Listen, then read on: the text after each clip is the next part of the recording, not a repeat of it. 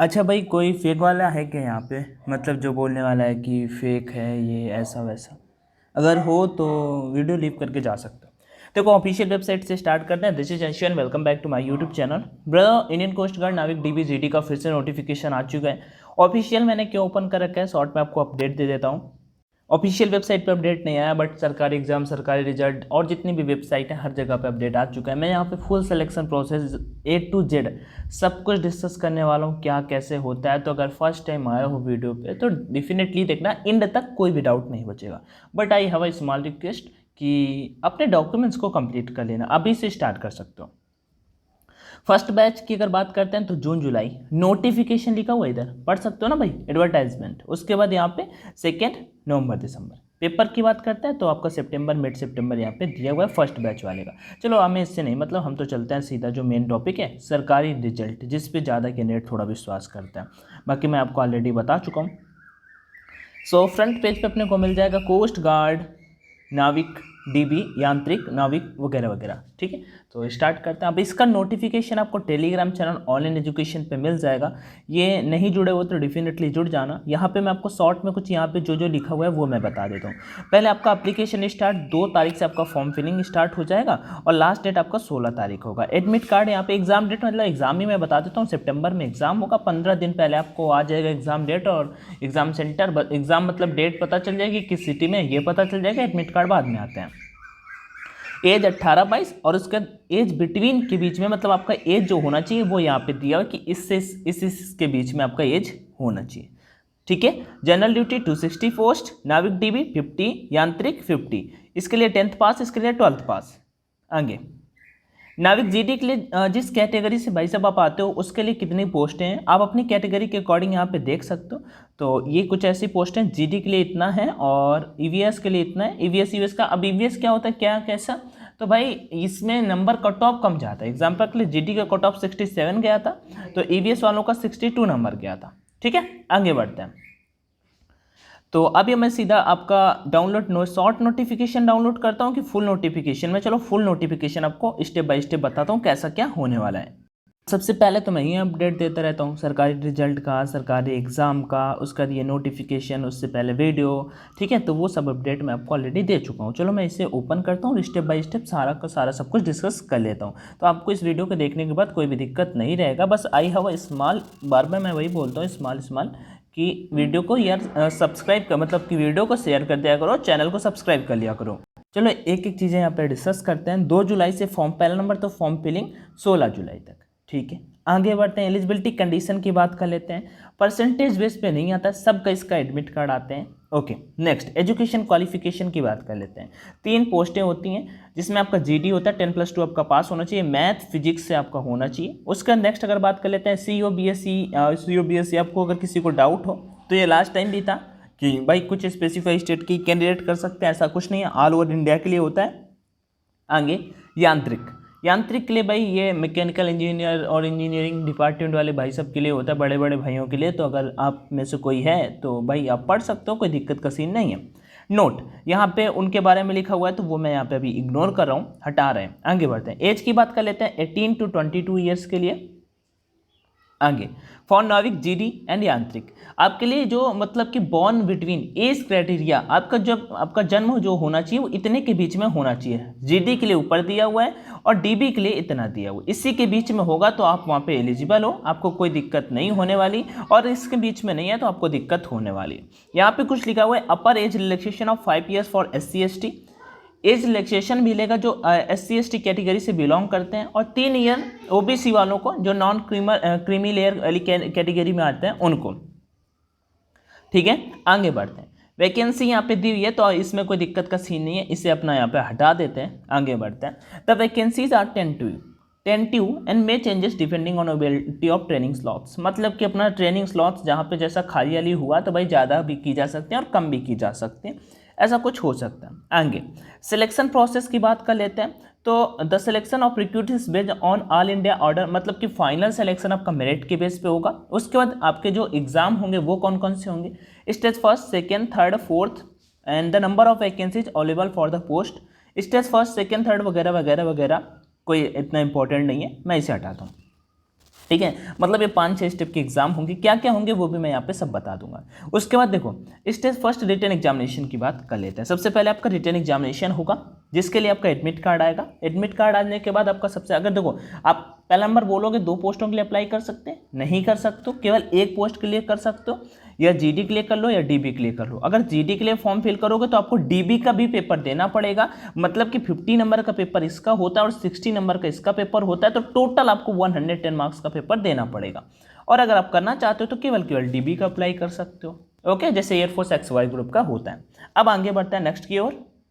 चलो ठीक है, तो यहाँ पे नाविक डीबी पे बात करते हैं। तो आप डीबी के लिए मैंने बोल दिया 50, मतलब कि आप अगर अनरिजर्व कैटेगरी से आते हो, ईवीएस से आते हो, ओबीसी से आते हो, तो आपको 30 नंबर तो लाने ही होंगे, ठीक है भाई, 60 के पेपर में, और 27 नंबर SC ST कैटेगरी वालों को लाने होंगे। नाविक जीडी की बात कर लेते हैं तो सेक्शन फर्स्ट और सेकेंड में आपको फर्स्ट, मतलब फर्स्ट पे जो आपका पहला पेपर होगा 30 + 20 50 नंबर का, और एक होगा 27, अब 30 + 20 समझ रहे हो, 30 आपको लाने होंगे डीबी के पेपर में, समझ रहे हो, और 20 आपको जीडी के पेपर में, मतलब कि पास होने के लिए आपको 50 नंबर चाहिए। मैं पूरी कोशिश कर रहा हूँ कि आपको पहले ही वीडियो में सब कुछ समझ में आ जाए, क्योंकि लास्ट टाइम बहुत बवाल हुआ था इस पर। तो भाई देखो आपको 2 पेपर जीडी में, देखो सेक्शन फर्स्ट मतलब डीबी भी देना होगा और जीडी भी देना होगा। जीडी का पेपर 50 नंबर का होता है केवल, लेकिन उसमें डीबी भी ऐड हो जाता है, तो 60 में 30 नंबर उसको लाने होंगे जीडी के पेपर में कम से कम डीबी के, और 20 नंबर कम से कम 50 में आपके आने चाहिए, मतलब कि 50 नंबर तो पास होने के लिए आपको आने ही चाहिए। 27 + 17 ये SC ST कैटेगरी वालों के लिए हो जाता है।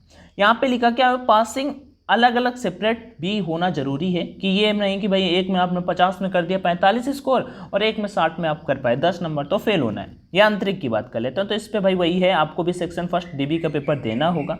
आगे बढ़ते हैं नेक्स्ट की ओर।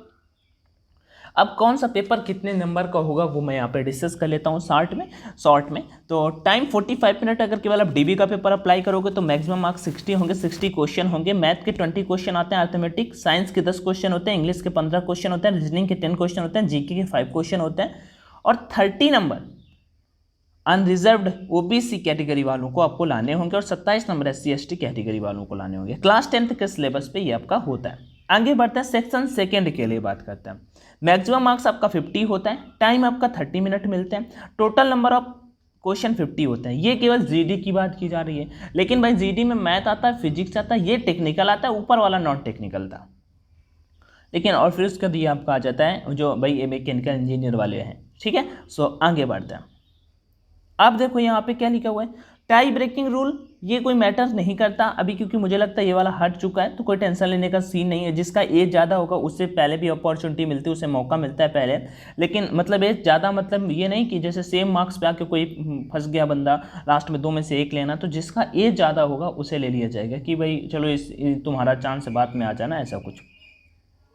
सो आगे चलते हैं। पेपर आपका ऑब्जेक्टिव टाइप का होता है, और जिसमें आपका निगेटिव मार्किंग नहीं होता है, ठीक है। और ऑफिशियल वेबसाइट पे आपको इसका मतलब सिलेबस वगैरह देखने को मिल जाएगा। आगे बढ़ते हैं। 10th के बेस पे डीबी का पेपर होता है, और 12th के बेस पे आपका जीडी का पेपर होता है। स्टेज सेकंड एग्जाम जब आप स्टेज फर्स्ट क्लियर कर लोगे, एक मेरिट आता है, इसमें आपके नंबर नहीं शो किए जाते हैं, उसमें आपका स्टेज सेकंड एग्जाम का फिर एडमिट कार्ड आएगा, जिसमें आपको 1.6 किलोमीटर का रन करना होगा, 20 स्क्वाट्स, 10 पुशअप्स। उसके बाद डॉक्यूमेंट वेरिफिकेशन होता है। डॉक्यूमेंट वेरिफिकेशन में आप क्या, आपके सारे डॉक्यूमेंट्स बहुत अच्छे से चेक किए जाएंगे, क्योंकि कोस्ट गार्ड एक ऐसा है जहाँ पे आपके डॉक्यूमेंट्स में आउट होने की बहुत ज़्यादा अपॉर्चुनिटीज़ बन जाती हैं। आगे इनिशियल मेडिकल एग्जामिनेशन होता है। वैसे मैं बता दूं, अभी जब मैं वीडियो शूट कर रहा हूं तब अपडेट आया कोस्ट गार्ड के ऑफिशियल वेबसाइट पे, कल ही आया था, कि जो पहले कैंडिडेट पास कर चुके हैं उनका कोविड की वजह से इनिशियल मेडिकल एग्जामिनेशन नहीं होगा, बट आपका ये वाला एग्जाम कंडक्ट कराया जाता है। आगे बढ़ते हैं, स्टेज थर्ड की ओर बढ़ते हैं। स्टेज थर्ड और भी थोड़ा सा खतरनाक। यहाँ पे क्या होगा, सबसे पहले तो आपका डॉक्यूमेंट वेरिफिकेशन होगा, और ये काफ़ी अच्छे से होता है। मैं हर बार डॉक्यूमेंट पे फोकस करता हूँ, क्योंकि मैं एक बात बता दूँ भाई, 300 का एग्जाम सेंटर में रिपोर्टिंग हुई है, 50 60 कैंडिडेट एग्जाम नहीं दे पाए, बाकी आप खुद समझदार हो। फाइनल मेडिकल जो होगा आपका चिल्का में होगा। अब वही आपका फाइनल मेडिकल और प्री मेडिकल होगा मेरे अकॉर्डिंग, अब के बैर वाले बैच का, और जो सेकेंड अभी इस वाले में जाओगे तो भाई में भी हो सकता है स्टेज सेकेंड एग्जाम में आपका प्री मेडिकल कंडक्ट करा लिया जाए। और उसके बाद ये सारे डॉक्यूमेंट्स आपके मैंडेटरी होंगे, like original documents, police verification and others जो एसोसिएटेड फॉर्म्स हैं, वो सारी चीज़ें। फाइनल स्टेज 5 जो होगा, क्लियर स्टेज थर्ड, जिन्होंने क्लियर थर्ड स्टेज का रखा है उनको मेरिट के बेसिस पे और वैकेंसीज के बेसिस पे ट्रेनिंग के लिए शॉर्ट लिस्ट किया जाएगा एनएस चिल्का के लिए। The candidate are to submit और ओरिजिनल डॉक्यूमेंट्स, उनको अपने सारे के सारे ओरिजिनल डॉक्यूमेंट सबमिट करने पड़ेंगे। अब आपको ये हो गया वो फाइनल, फॉर्म को अप्लाई कैसे करना है। 2 जुलाई से 16 जुलाई के बीच में आपको फॉर्म को अप्लाई करना है। उसके बाद यहाँ पे क्या लिखा हुआ, the candidate are to ensure validity of email and phone number at least up to 30 June 2022, मतलब ये अब तक तो होना ही चाहिए। डॉक्यूमेंट्स जो जो अपलोड करने हैं उसके रिगार्डिंग मैं आपको जल्दी बता दूंगा। वैसे मैं बता दूं आपके डॉक्यूमेंट्स सारे के सारे सही होने चाहिए। 10th-12th के मार्कशीट में कोई भी अगर गलती है तो अभी सही करा लो। मैं आपको ऐसे सजेस्ट कर रहा हूं कि भाई बस जान लो कि अगर सिलेक्शन लेना है तो डॉक्यूमेंट्स कोस्ट गार्ड पे अच्छी तरह से कंप्लीट रखना है। Compulsory documents to be uploaded by all candidate during online application, ये सारे के सारे डॉक्यूमेंट्स आपको कंप्लीट रखने हैं, जैसे पासपोर्ट साइज फोटो, उसका आपका लाइट बैकग्राउंड होना चाहिए, ठीक है। The part photograph is taken with candidate holding a black slate आपको लेना हुआ चाहिए, जैसे ब्लैक सेट लेके एयरफोर्स पे करते तो वैसे ही करना होगा। अपने सारे के सारे स्कैन, नाम वगैरह स्कैन करना है, लेफ्ट हैंड थंब इम्प्रेशन लगाना है, डेट ऑफ बर्थ सही होना चाहिए, क्लास मार्कशीट सही अपलोड होना चाहिए, आइडेंटिटी कार्ड के लिए आधार कार्ड है, वोटर कार्ड है, पैन कार्ड है, वो सही डालो, 10th क्लास का मार्कशीट, 12th क्लास का मार्कशीट, EVSST OBC जो भी सर्टिफिकेट है उसे रिन्यू करा लेना, अभी डालना, ठीक है। कैंडिडेट हैंड रिटन डिक्लेरेशन होना चाहिए खुद का कि हाँ ये मैं ये करने वाला हूँ, ठीक है, मैं इसके लिए फॉर्म अप्लाई कर रहा हूँ, तो कोई दिक्कत नहीं होता। सर्विस सर्टिफिकेट NOC सर्टिफिकेट है तो उसे भी यहाँ पे अपलोड करना होता है। एडिशनल डॉक्यूमेंट्स ये स्टेज सेकंड के एग्जाम के बाद आपको अपलोड करने होते हैं, इसकी कोई टेंशन न लो, ठीक है। ड्यूरिंग ऑनलाइन एप्लीकेशन अगर हैं तो इसे अपलोड कर दो, बाद में आपको अपलोड नहीं करने पड़ेंगे, नहीं तो कोई दिक्कत का सीन नहीं है। Documents to be uploaded if shortlisted for stage second, आपको डॉक्यूमेंट अपलोड करने होंगे अगर आप स्टेज शॉर्टलिस्टेड मतलब स्टेज सेकेंड के लिए आप शॉर्टलिस्ट किए गए हो। आगे बात कर लेते हैं ऑल कैंडिडेट की यहाँ पे, तो फार्मूला फॉर ये ठीक है, ये कोई इतना इंपॉर्टेंट नहीं, परसेंटेज की बात की जा रही है। नेक्स्ट यहाँ पे list of optional documents to be uploaded by candidate shortlisted for stage second, ये ऑप्शनल होते हैं, अगर है तो ठीक है, नहीं है तो कोई बात नहीं। लाइक NCC है तो ठीक है, अब जैसे यहाँ पे लिखा है तो वो भी अपलोड करने का ऑप्शन आता है, तो अगर है तो ठीक है, नहीं है तो कोई बात नहीं, ऑप्शनल लिखा हुआ है। Note government of India no other format will be entertain, मतलब कि यहाँ पे लिखा है जो भी आप SC ST और OBC जितने भी सर्टिफिकेट होते हैं ये सब आपको गवर्नमेंट ऑफ इंडिया का होना चाहिए, ये नहीं कि सेंट्रल के होने चाहिए, नहीं कि अपने स्टेट या डिस्ट्रिक्ट का बनवा के कुछ भी और कुछ भी अपलोड कर दोगे फिर आपको आउट ही होना है, ये मेरी तरफ से आपके लिए वार्निंग है। जनरल वालों के लिए फीस लगता है भाई, और SC ST वालों के लिए आई थिंक फीस नहीं लगता, उन्हें ट्रेन का फेयर भी मिलता है, तो 250 रुपये यहाँ पे लगेंगे। और यहाँ पे लिखा है admit card will be issue for the examination only to those candidate who have successfully paid the examination fee, जो भी 250 रुपये देगा उनका एडमिट कार्ड आएगा, नहीं तो भैया नहीं आने वाला है, सबके लिए नहीं, SC ST वालों का आई थिंक भाई साहब नहीं है आपका फीस, ठीक है। Fee once paid shall not be refunded other circumstances nor can the fee be held in reserve for any other examination, चलो ये कोई इतना इंपॉर्टेंट है नहीं, 250 रुपये में। और यहाँ पे लिखा हुआ है कि अगर आपका एग्जाम सेंटर आपके 30 किलोमीटर सेंटर से मतलब दूर पड़ता है तो फिर आपको वहाँ पे फेयर भी मिलेगा, ठीक है। आगे बढ़ते हैं, नोट सबको आई थिंक वो नहीं मिलता है, कुछ ही कैंडिडेट को मिलता है वो मेरे अकॉर्डिंग। और नेक्स्ट बढ़ते हैं, Indian coast Guard reserve the right to allot examination cities for stage first stage second which may or not be as per the choice of the candidate, वो आपको चूज करने का ऑप्शन जरूर देंगे but जरूरी नहीं कि आप जो चाहो वही आपको मिल जाता है। आगे बात करते हैं 10-12 एग्जाम डेट की बात की गई है यहाँ पे, तो stage first stage second stage third ये मेन इंपॉर्टेंट होते हैं, तो भाई मिड सितंबर पे आपका वही मैं बोल रहा हूँ कि आपका 10 से 20 सितंबर के बीच में एग्जैक्ट आपका पेपर कंडक्ट करा लिया जाएगा। 3 महीने आपके पास है, air force navy coast guard NDA सबके लिए, तो जो भी प्लस ले रहे हो ना ले लेना, कोई दिक्कत नहीं है। ICG website will announce the date when admit card, और ये सब डिक्लेयर कर देंगे। और एक चीज़ यहाँ पे और लिखा हुआ है, examination city will be displayed in the candidate login at least 10 days, मतलब कि मैं बता देता हूँ 10-15 दिन पहले आपको पता चल जाएगा कि आपका सिटी कौन सा, एग्जाम्पल के लिए आपका पेपर कानपुर में है, कितनी तारीख को ये पता चल जाएगा, बस एडमिट कार्ड नहीं डाउनलोड कर पाओगे, वो आप 2 से 3 दिन पहले डाउनलोड कर पाओगे। आगे बढ़ते हैं, यहाँ पे रिजल्ट डिक्लेरेशन की बात कर लेते हैं, तो इस बार थोड़ा सा चेंजमेंट हुआ है, विदिन 30 डेज, उस बार विदिन 20 डेज आया था, इस बार विदिन 30 डेज आ गया है कि 30 दिनों के भीतर आपका रिजल्ट डिक्लेयर कर दिया जाएगा। List of documents required at each stage, इस स्टेज पे क्या क्या डॉक्यूमेंट्स चाहिए, stage first stage second and finally stage third के लिए क्या क्या डॉक्यूमेंट्स चाहिए वो यहाँ पे लिखा हुआ है, तो अभी इसकी कोई ज़रूरत नहीं है, बस आपको स्टेज फर्स्ट पे फोकस करना है जो मैंने आपको ऑलरेडी बता दिया। मेडिकल स्टैंडर्ड भी इसका ठीक ठाक होता है, मेडिकल एग्जाम भी इसका ठीक ठाक होता है, टैटू वगैरह का भी कुछ ऐसा सीन होता है। एक बात मैं आप बता देता हूँ फिर बैक आता हूँ यहाँ पे, आप लोगों के लिए बेस्ट टेस्ट सीरीज अवेलेबल है। परीक्षा ऐप पे टेस्ट पे आओगे, यहाँ पे क्लिक करोगे, देखो कोस्ट गार्ड के लिए टेस्ट अवेलेबल है। मैं डेफिनेटली पहले आपको दिखा देता हूँ चल के।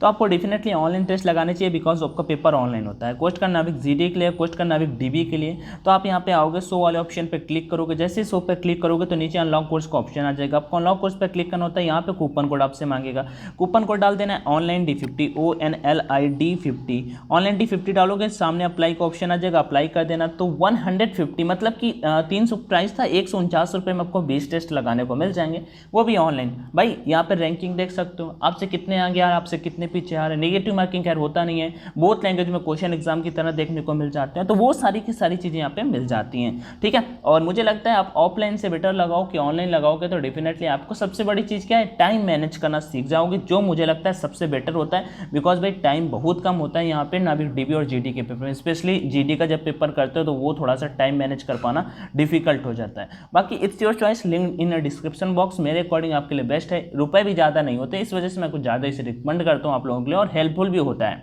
सो जरूर ऑनलाइन प्रैक्टिस करना, ऑनलाइन टेस्ट लगाना, और बाई करते समय कोड अपना ऑनलाइन D50 डालना 50% डिस्काउंट के लिए। आगे बढ़ते हैं, ठीक है। तो general instruction to followed by candidate failing which candidate will be cancelled. अगर आपकी जो योग्यता है वो कैंसिल की जा सकती है तो उसके बारे में यहाँ पे वो डॉक्यूमेंट से रिलेटेड लिखा होगा। मैं जानता हूँ एक एक स्टेप इनके मैंने पढ़ रखे हैं, बहुत वेबसाइट पे इनका डॉक्यूमेंट से रिलेटेड हर एक तरह के डॉक्यूमेंट्स में अगर कुछ भी गड़बड़ करते हो तो आपको आउट किया जा सकता है। बाकी कोई दिक्कत का सीन नहीं है, आप अपने डॉक्यूमेंट जो स्टेज फर्स्ट के लिए ट्रैवल एक्सपेंस भी देखो यहाँ पे लिखा हुआ है, पे एन पक्स कैसा क्या मिलता है, सैलरी क्या मिलती है, पे और प्रमोशन एंड परसिक्यूटिव क्या होते हैं, अदर बेनिफिट्स क्या क्या मिलते हैं, वो यहाँ पे लिखे हुए हैं। तो उन सभी चीज़ों की आप टेंशन ना लो।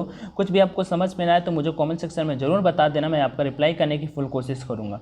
इस वीडियो का मोटिव था कि आपको सारे डाउट्स क्लियर कराया जा सके, जो जो आप सभी के डाउट हैं। इस वीडियो को देखने के बाद आपका कोई भी डाउट नहीं बचेगा, आई एम डैम श्योर। बाकी फिर भी कोई दिक्कत है तो कॉमेंट में बताना। वीडियो पसंद आया हो तो बस मुझे एक ही चीज़ चाहिए कि शेयर कर देना अपने दोस्तों के साथ, और बोलना भी उनसे कि यार सब्सक्राइब कर लो, ठीक है। अपन धीरे धीरे 100K की ओर बढ़ रहे हैं, तो मुझे बस यही कंप्लीट कराना है। बाकी टेक केयर ब्रदर, जय Hind, all the best and thank you.